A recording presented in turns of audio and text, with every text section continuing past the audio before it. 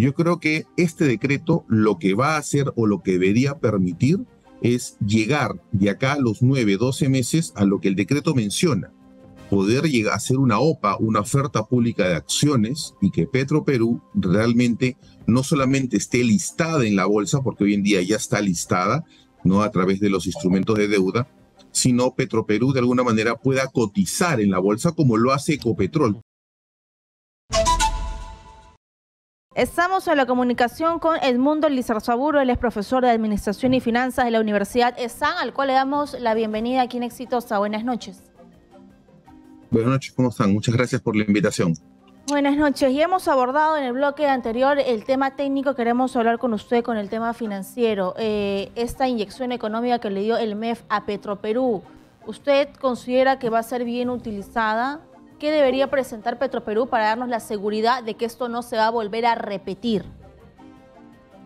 A ver, yo creo que el decreto 023 que ha sido publicado el día de ayer y que entra en vigencia a partir de hoy establece lineamientos bastante claros, ¿ok? Entonces, yo creo que la parte más importante es darle la robustez a los temas de la gobernanza corporativa y hacer una segregación óptima de funciones, de tal manera que existan controles claros, ¿no? Desde un potente área de riesgos, potenciar el área de cumplimiento, ¿no? Y que exista un área de auditoría interna que realmente genere el análisis de brechas. Entonces, dicho esto, yo creo que de alguna manera la contratación de esta entidad extranjera lo que va a permitir para hacer la evaluación de Petroperú va a ser muy importante. Si uno revisa los estados financieros auditados por Pricewaterhouse de Petroperú, uno puede evidenciar que el activo de corto plazo es menor al pasivo de corto plazo. ¿Qué significa eso?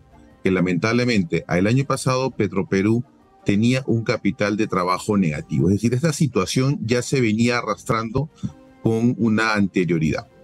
Lo interesante es que a pesar de eso, Petroperú arrojaba utilidades. O sea, habría que analizar a profundidad el estado financiero, pero la utilidad operativa, la utilidad bruta, perdón, había subido un 35%.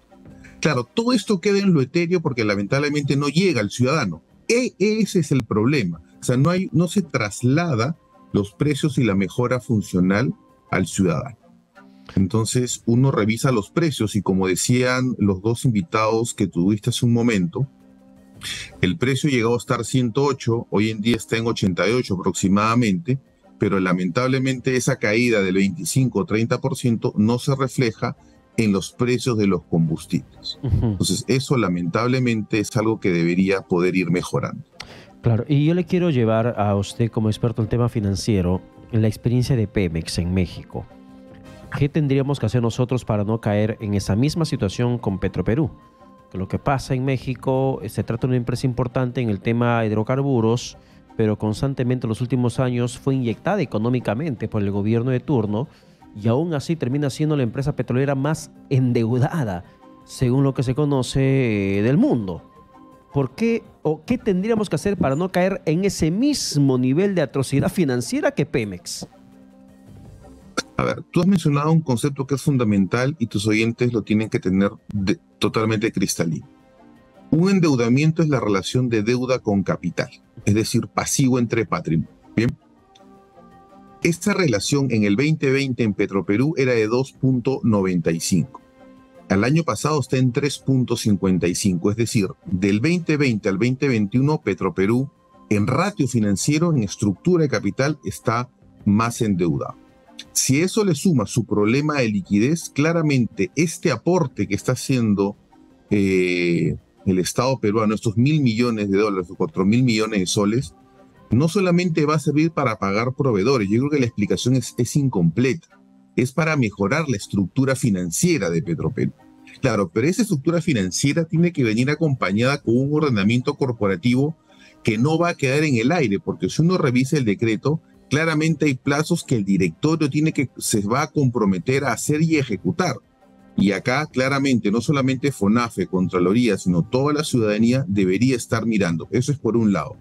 Y por otro lado, lo que es importante es que el directorio debería sentarse y revisar cada uno de los componentes que se han venido dando y no solamente enfocarse en lo mediático. El problema que estamos teniendo hace un momento, un entrevistado tuyo hablaba de que habían sacado 18 gerentes. O sea, eso puede ser bueno, puede ser malo. A ver, en el sector público, cuando retiran a una persona, la persona tiene la obligación de entregar el cargo. Entonces, si a ti te votan de la empresa, tú tienes la obligación de hacer un informe de cómo dejas tu estado, cómo dejas tu puesto. Entonces, en realidad, eso asegura una continuidad. Claro, fue un evento fortuito, sacar a 18 personas definitivamente es un monto importante, eso impacta en una organización, pero lo que es importante es que hay que llevar el contexto en su conjunto. Yo creo que este decreto lo que va a hacer o lo que debería permitir es llegar de acá a los 9, 12 meses a lo que el decreto menciona, poder llegar a hacer una OPA, una oferta pública de acciones, y que Petroperú realmente no solamente esté listada en la bolsa, porque hoy en día ya está listada, no a través de los instrumentos de deuda, sino Petroperú de alguna manera pueda cotizar en la bolsa como lo hace Ecopetrol. Tú bien mencionabas a Pemex, pero también podemos ver un ejemplo positivo, que es Ecopetrol. Ecopetrol, claro que sí. ¿No? Entonces, de alguna manera, tenemos que ver también las opciones buenas. Yo creo que una opción buena, poder hacer un benchmark adecuado, claramente es Ecopetrol. Entonces, yo creo que podríamos, de alguna manera, tomar una casuística, tomar un ejemplo, pedir un asesoramiento que nos permita alinear los componentes a la buena gobernanza corporativa de empresas del Estado. Ojo, y acá es importante mencionar que no solamente es el sector hidrocarburos, en general las empresas del Estado están en un proceso, sobre todo las que tienen un fin público dentro del ámbito de FONAFE, quiero decir, tienen que implementar una serie de estrategias, ¿no? El Colegio de Auditores de Estados Unidos lo llamaba antes las líneas de defensa, hoy en día lo llama de las líneas, que es la primera línea, que es la atención directamente a los clientes, proveedores, la segunda línea, que es fundamental, y ahí hay mucho por trabajar, que es la parte de riesgos, compliance, calidad, donde se arman las políticas, ¿no? De tal manera que la primera línea puede ejecutar teniendo una base de estrategia. Entonces, este decreto se está enfocando en eso, y además en una auditoría potente. Pero ¿qué es lo que ocurre? Una empresa necesita un auditor que le ayude a buscar la brecha, el famoso gap analysis. Entonces, hoy en día, el día a día nos termina comiendo o termina generando que el tiempo no alcance y no se están enfocando en ciertas cosas que son importantes. Sigue pendiente, por ejemplo, la investigación esta que se planteó de la compra a Petroecuador de Gundar, si no me equivoco. De eso no se ha investigado absolutamente nada. Nos hemos enfocado en lo mediático. No nos estamos enfocando en los temas estructurales, en los temas que impactan directamente en el estado financiero de la organización. Claro, una mala gestión impacta. Así es. Yo saludo que usted quiera llevar la entrevista por un lado técnico, como usted lo ha mencionado, no por un tema mediático, pero sí es importante reconocer cuáles han sido los errores que se han cometido en esta gestión para que Petroperú llegue a ese nivel y que no se vuelvan a repetir.